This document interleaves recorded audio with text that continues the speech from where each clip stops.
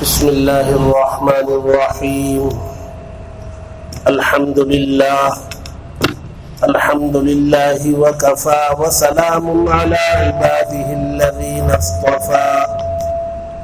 أما بعد فأعوذ بالله من الشيطان الرجيم. بسم الله الرحمن الرحيم. يوم تقلب وجوههم في النار يقولون يا ليتنا أطعنا الله وأطعنا الرسولا وقالوا ربنا إنا أطعنا سادتنا وكبراءنا فأضلونا السبيلا ربنا آتهم ضعفين من العذاب والعنهم لعنا كبيرا. صدق اللہ العظیم. بزرگان محترم، عزیزان گرامی، قرآن مجید اللہ تبارک و تعالی کی کتاب، اس کی خصوصیات میں ایک خصوصیت یہ ہے کہ یہ حشر کے واقعات بیان کرتا ہے، موت کے بعد کے واقعات بیان کرتا ہے، قبر کے حالات بیان کرتا ہے، سوال و جواب کی کیفیت کو بیان کرتا ہے، جنت و جہنم کے داخلے کو بیان کرتا ہے، وہاں کے انعامات اور عذابات کا تذکرہ کرتا ہے.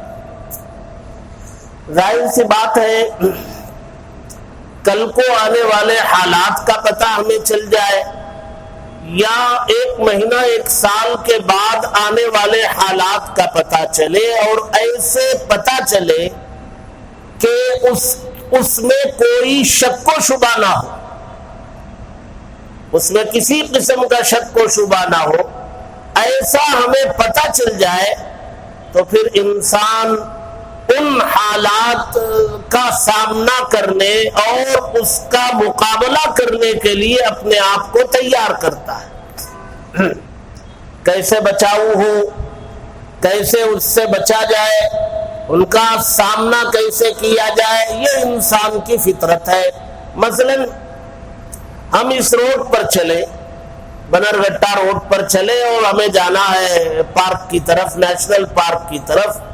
ہمیں کچھ دور جانے کے بعد کچھ لوگوں نے روکا اور روک کر کے بتایا کہ آگے نہ جائے، آگے وہاں سڑک جو ہے بیٹھ گئی ہے نیچے اور وہاں ٹریفک جام ہے، یا تو آپ جا نہیں پائیں گے اور اگر جائیں گے تو آگے بڑھ نہیں پائیں گے، سڑک بیٹھی ہوئی ہے، واپس آنا پڑے گا اور پھر واپسی میں بہت مشکل ہو جائے گی. تو یہ کچھ دور جانے کے بعد پیش آنے والے حالات کا علم یہاں کسی نے ہمیں بتا دیا تو ہم اس سے کہیں گے بھائی شکریہ،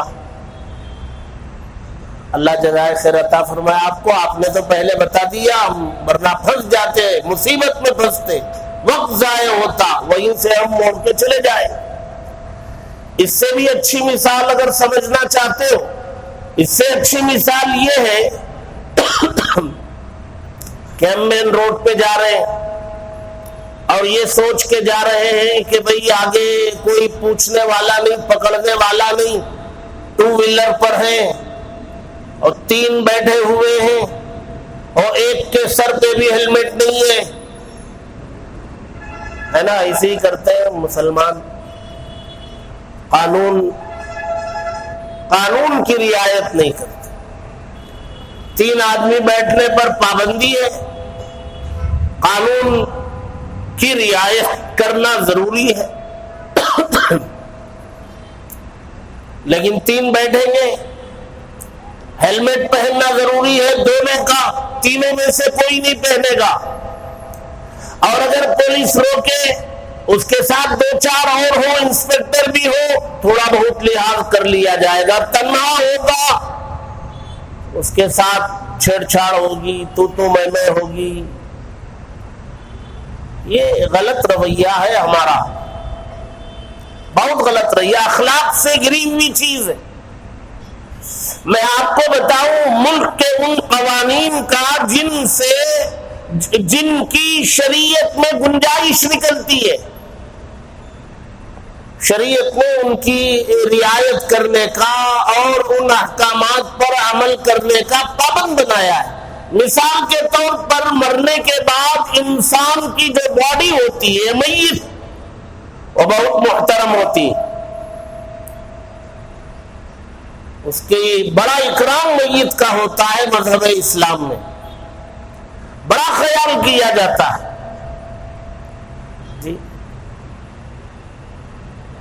اس کے اوپر مکھی اکھی بیٹھنے نہیں دیتے اور اسے شاندار غسل دیتے ہیں، شاندار کفن، اور اسے کندھوں پر اٹھا کر کے مسجد لاتے ہیں، اسے دعائے استغفار کرتے ہیں سب مل کر کے، اور پھر قبرستان قریب ہو تو کندھوں پر اٹھا کر کے لے جاتے ہیں اسے قبرستان. یہ سب اکرام. لیکن ملک کا قانون ہے کہ بعض صورتوں میں اس میت کا پوسٹ مارٹم ہوگا، چیرا کاٹا جائے گا، اعضاء نکالے جائیں گے. بعض صورتوں میں ایسا لازم ہے، مثلا کسی نے خودکشی کر لی. اب خودکشی کر لی تو وہ خودکشی ہے یا قتل ہے یا کیا ہے پتہ نہیں ہے. تو اب اس مسئلے میں ان کو جاننے کے لیے، تحقیق کے لیے اس کا پوسٹ مارٹم ہوگا. ظاہر سی بات ہے، جس میت پر ہم مکھی بیٹھنے نہیں دے رہے تھے اب پوسٹ مارٹم کی اجازت دی جا رہی ہے، چیر پھاڑ کی، اعضاء کے نکالنے کی. یہ جو گنجائش دی جا رہی ہے، یہ اس ملک کے قانون کی رعایت میں اس میت جس پر مکھی بیٹھنے نہیں دیا جا رہا تھا اب چیر پھاڑ کرنے کی اجازت دے دی گئی. اتنی رعایت قانون کی جاتی ہے. مذہب اسلام نے آپ کو پابند بنایا تو آپ کو دوسرے قوانین کا کتنی پابندی کرنا ہے. اب اگر کوئی جا رہا تھا، 3 آدمی بیٹھ کے، ہیلمٹ نہیں ہے، یہ سوچ کے جا رہا تھا تو بھی اس سڑک پہ تو کوئی پولیس تو ہوگی نہیں، اور یہ وقت بھی پولیس کے رہنے کا نہیں، لیکن کسی نے بتا دیا بھیا آگے پولیس کھڑی ہے، ہم کیا کریں گے، رک جائیں گے. ایک کو اتاریں گے، ہیلمٹ رہے گی تو نکال کے دونوں پہنیں گے، آگے بڑھیں گے، اس سے بولیں گے کچھ دور کے بعد ملنا، اور اگر نہیں تو واپس لوٹا کر کے آ جائیں گے اور شکریہ ادا کریں گے اس کا کہ آپ نے بتا دیا، شکریہ.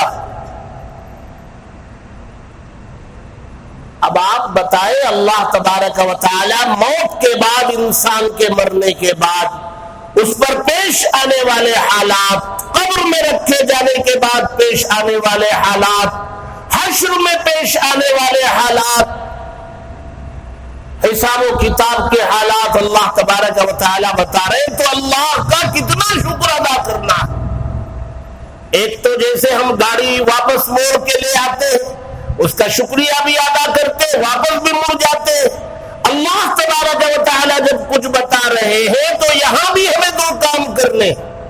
ایک اللہ کا شکر ادا کرنا ہے سجدہ کر کے کہ آپ کا شکر ہے کہ آپ نے وہاں حشر میں پیش آنے والے حالات کو بتا دیا، آپ کا شکر ہے. پھر یو ٹرن لینا، ہم اسی کی طرف بڑھ رہے تھے جہاں آپ نے سزا کا ذکر کیا، اب ہم واپس لے رہے ہیں، یو ٹرن لے رہے ہیں. عام طور سے جو بندے پکڑ میں آتے ہیں وہ زیادہ تر الزام اپنے بڑوں پر کر دیتے ہیں.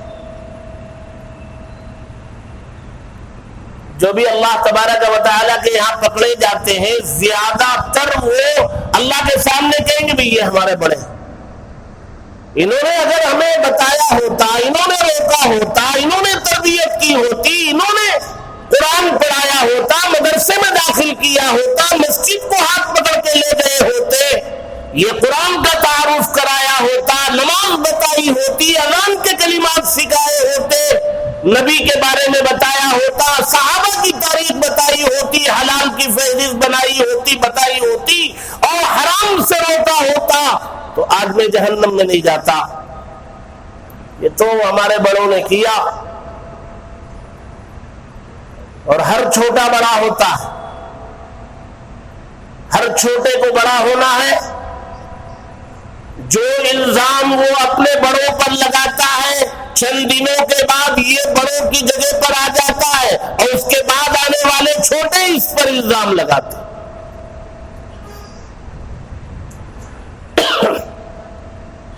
تو ظاہر سی بات ہے، ہر آدمی بڑا بنتا ہے، ہر آدمی چھوٹا ہو کر کے گزرتا ہے۔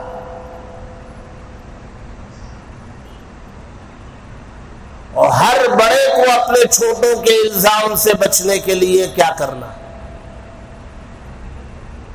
چھوٹے سے جب بڑے بنیں گے، بھئی ایک تو ہم الزام رکھیں گے اپنے بڑوں پر، اللہ نہ کرے، اللہ بچائے ہم سب کو، آمین تو بولو۔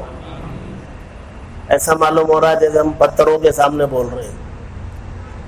ایک تو ہم اپنے بڑوں پر الزام رکھیں گے، اللہ ہم سب کی حفاظت کرے۔ ایک ہمارے چھوٹے ہمارے پر الزام رکھیں گے، تو ہم اپنے چھوٹوں کے الزام سے بچنے کے لیے کرنا کیا ہے؟ اللہ تبارک و تعالیٰ تو یہاں فرما رہے ہیں، جس دن اللہ تبارک و تعالیٰ مجرمین کو پکڑیں گے اور چہرے کے بل ان کو جہنم میں ڈالیں گے، یوم تقلب وجوہہم فی النار، چہرے کے بل اس کو جہنم میں ڈالنا چاہیں گے، تو وہ کہیں گے یقولون یا لیتنا اطعنا اللہ واطعنا الرسول، کاش دنیا میں ہم اللہ کی اطاعت کرتے اور اللہ کے رسول کی اطاعت کرتے، ہم نے دنیا میں نہیں کیا تو آج ہمیں جہنم میں بھیجا جا رہا ہے۔ کاش، یہ وہاں کہے گا بندہ، کاش دنیا میں اللہ اس کے رسول کی اطاعت کیے ہوتے۔ یہ وہاں کہا جانے والا قول آج اللہ بتا رہے ہیں، تو مجھے اور آپ کو اس قول کے کہنے سے بچنا ہے، اور بچنے کے لیے اللہ اور اس کے رسول کی اطاعت میں آنا۔ دوسری بات وہ کہے گا، وقالوا، پھر وہ کہے گا ربنا، اے رب، اے ہمارے رب، انا اطعنا سادتنا وکبراءنا فاضلونا السبیل، اے ہمارے رب، ہم نے اپنے سرداروں کی مانی، اپنے بڑوں کی مانی، اور انہوں نے ہمیں گمراہ کر دیا۔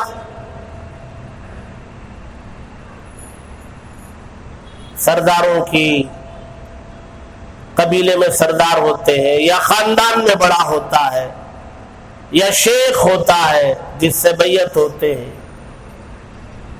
یا استاد ہوتے ہیں، وَكُبَرَاءَنَا، ماں باپ ہوتے ہیں، خاندان کے بڑے ہوتے ہیں، یا دیگر بزرگان دین ہوتے ہیں۔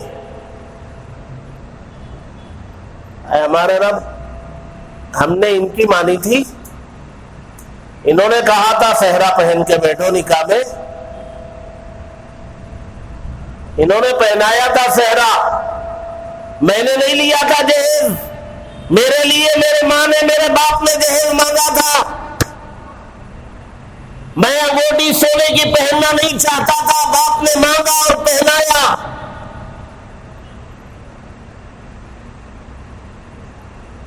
سیدھے سیدھے بڑوں پر الزام، انا اطعنا سادتنا وکبراءنا، کاش اللہ اور اس کے رسول کی مانے ہوتے، ہم نے تو سرداروں کی، بڑوں کی مان لی، اور انہوں نے فاضلونا السبیل، راستے سے ہٹا دیا، گمراہ کر دیا۔ صراط مستقیم مانگ رہے تھے، اہدنا الصراط المستقیم، سیدھا راستہ، سیدھا راستہ، اور ان بڑوں نے ہمیں سیدھے راستے سے الگ کر دیا۔ اتنا ہی بول گئے ہوتے، بول کے خاموش ہو جاتے تو ٹھیک تھا، اللہ تبارک و تعالیٰ کو پتا تھا معاف کر دیتے یا سزا دیتے، جو بھی کرتے، لیکن ان لوگوں کو اتنا کہہ کے خاموش ہو جانا چاہیے تھا. یہ خاموش نہیں رہیں گے، یہ اپنے بڑوں پر الزام لگانے والے آگے کہیں گے ربنا آتِهِمْ ضِعْفَيْنِ مِنَ الْعَذَابِ، اے اللہ اگر مجھے ایک عذاب دے رہے ہیں تو آپ ان کو 2 عذاب دیجیے. آتِهِمْ ضِعْفَيْنِ مِنَ الْعَذَابِ، ڈبل عذاب ان کو دیجیے، ان کی وجہ سے میں جا رہا ہوں، میرا ایک تو ان کو ملنا چاہیے عذاب، میرے جانے کا عذاب بھی ان کو دیجیے، ڈبل عذاب دیجیے.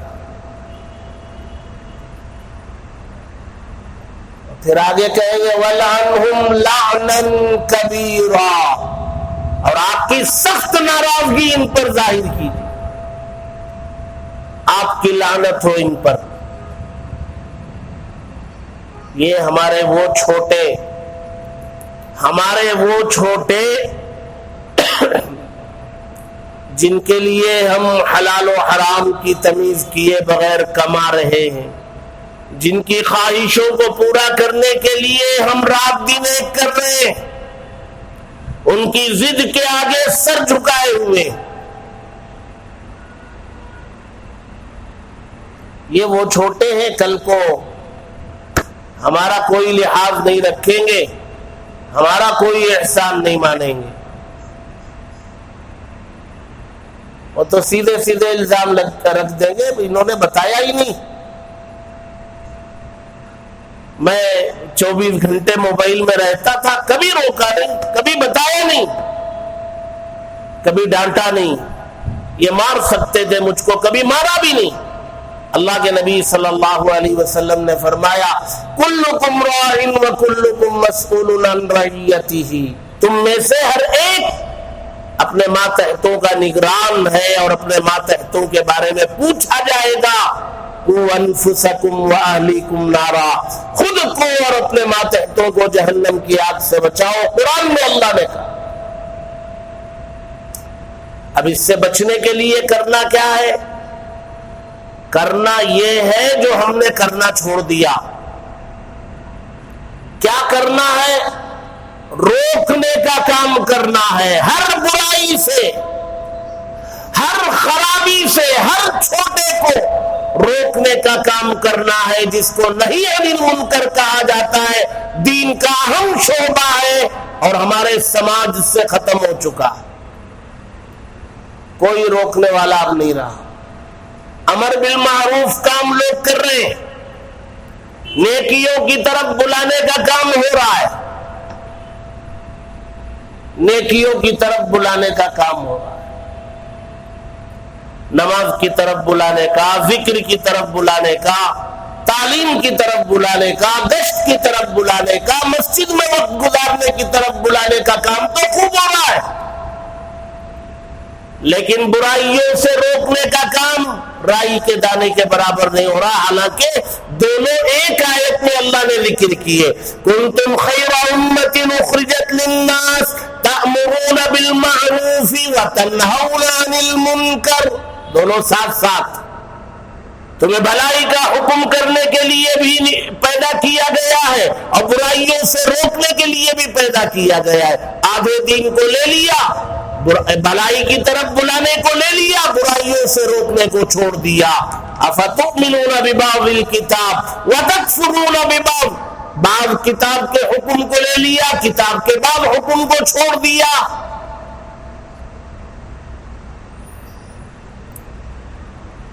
ایسا نہیں ہوگا. گھر میں بچی کے سر پر دوپٹہ نہ ہو، ہمارا کام ہے روکنا ہے، بولنا ہے بیٹے دوپٹہ کیوں نہیں ہے؟ کیوں تمہارے سر پہ دوپٹہ ٹکتا نہیں ہے؟ بات سمجھ میں نہیں آتی تمہاری؟ یہ مجھے کرنا ہے.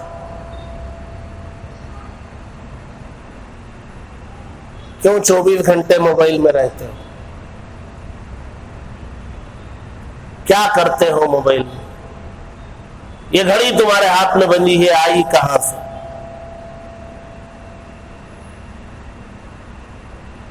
یہ نہی عن المنکر والا کام کریں گے تو یہ چھوٹوں کے الزام سے آخرت میں بچیں گے۔ وہ چھوٹا آپ کی بات مانے گا، عمل کرے گا، نہیں کرے گا، اس سے ہمیں کچھ لینا دینا نہیں ہے۔ ہمارا کام ہے بولنا، ہمارا کام ہے روکنا، ہمارا کام ہے بتانا کہ یہ غلاظت ہے، یہ گندگی ہے، یہ کھانے کی چیز نہیں ہے، یہ جو ہے پھینکنے کی چیز، یہ بتانا ہمارا کام ہے۔ پھر بھی کوئی گندگی لے کے کھانا شروع کر دے تو بھئی کھائے۔ یہ اللہ تبارک و تعالی نے صاف صاف بتا دیا ہے۔ ایک تو ہم اپنے بڑوں پر الزام لگانے سے خود کو بچائیں، ہو سکتا ہے بڑوں نے ہماری تربیت میں ان سے کوتاہی ہوئی، ہو سکتا ہے، لیکن ہم کیوں اپنے بڑوں پر الزام لگائیں گے؟ آج ہمیں موقع ہے، ہم بنیں گے، اپنے بڑوں کے لیے دنیا میں دعا کریں گے، لیکن اپنے چھوٹوں کے الزام سے بچنے کے لیے ہمیں روکنا ٹوکنے کا یہ کام کرنا۔ یہ نہیں کریں گے تو یہ قرآن کہتا ہے کل کو جن کے لیے تم پاپڑ بیل رہے ہو نا، یہ تمہارے دگنے عذاب کا مطالبہ کریں گے، یہ تمہارے لیے ڈبل عذاب کا مطالبہ کریں گے۔ اب آپ سوچیں گے میرا بیٹا ہو کر کے میرے لیے ڈبل عذاب کیسے مانگے گا؟ مانگے گا، وہ جگہ ہی ایسی ہے، وہاں کوئی بیٹا باپ کا نہیں ہوگا، کوئی بیٹی ماں کی نہیں ہوگی۔ تمہارے پاس عمل ہے، اس عمل کی بنیاد پر تمہارا فیصلہ ہوگا، باقی کوئی کسی کا نہیں ہوگا۔ اس لیے اپنے چھوٹوں کے الزام سے بچنے کی فکر کرو۔ اپنے چھوٹے کون ہیں؟ ایک تو اولاد ہے، بیٹے بیٹیاں ہیں، یہ اولاد ہے، یہ کل کو الزام رکھیں گی، اس سے مجھے بچنا ہے۔ اور کون ہے چھوٹے؟ خاندان میں اللہ نے اگر مجھے بڑا بنایا ہے، میری سب بہنیں میرے سے چھوٹی ہیں، سب بہنیں میرے بھائی میرے سے چھوٹے ہیں، تو ظاہر سی بات ہے بھائیوں کو بھی میری ماننا ہے، بہنوں کو بھی ماننا ہے۔ جب بھائیوں اور بہنوں کو ماننا ہے تو ان کی اولاد کو بھی ماننا ہے۔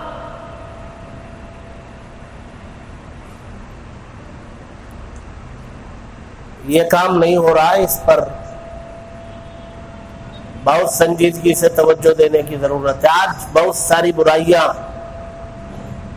جو ہے وہ بہت ساری جگہوں میں ڈائریکٹ ماں باپ انوالو ہیں، وہ کرواتے ہیں، بہت ساری جگہوں میں انوالو نہیں ہوتے لیکن روکتے بھی نہیں۔ کچھ خرابیاں، کچھ گناہ کے کام وہ ہیں جو بول کے کرواتے ہیں، ماں باپ بول کے کرواتے ہیں۔ کسی بچے نے داڑھی رکھ لیا، باپ نے ڈانٹ دیا، کل اگر نہیں نکالو گے تو گھر میں قدم نہیں رکھنا۔ اب یہ ایک گناہ کا کام ہے، کون کروا رہا ہے؟ باپ کروا رہا ہے۔ اور کہیں بولتا نہیں، ایک بچہ داڑھی نکال رہا ہے تو باپ کو اتنا تو بولنا چاہیے، بیٹے یہ نبی کی سنت ہے اور اسلام میں واجب ہے، آپ نکال رہے ہو۔ وہاں ڈائریکٹ انوالو تھا اور یہاں دیکھ کے خاموش رہے گا تو انڈائریکٹلی انوالومنٹ ہے۔ دونوں صورتوں میں پکڑ ہے۔ بچنے کی شکل کیا؟ مجھے بولنا ہے۔ سب چیزیں تمہاری اچھی ہیں، فجر میں تم اٹھتے نہیں، سارے کام اچھے کرتے ہو، لیکن فجر میں اٹھتے نہیں نا تم۔ اٹھا کرو، کل پھر جگاؤں گا جاتے ہوئے تمہیں، اٹھ جانا، اتنا تو فرض بنتا ہے میرا۔ جب تک ہم ایسا نہیں کریں گے ہمارا گھر نہیں بنے گا۔ اور دنیا کا مسئلہ فقط نہیں ہے، آخرت کا مسئلہ۔ قرآن کی آیتوں نے ہمیں بتا دیا، جب بتا دیا تو بچنے کی فکر کرنا ہے۔ اللہ تبارک و تعالی مجھے بھی آپ کو بھی اس موضوع کو سمجھنے کی اور نہی عن المنکر کو اپنی زندگی میں جگہ دینے کی، برائیوں سے روکنے کا کام کرنے کی ہم سب کو توفیق عطا فرمائے۔ آمین۔ وآخر دعوانا الحمدللہ۔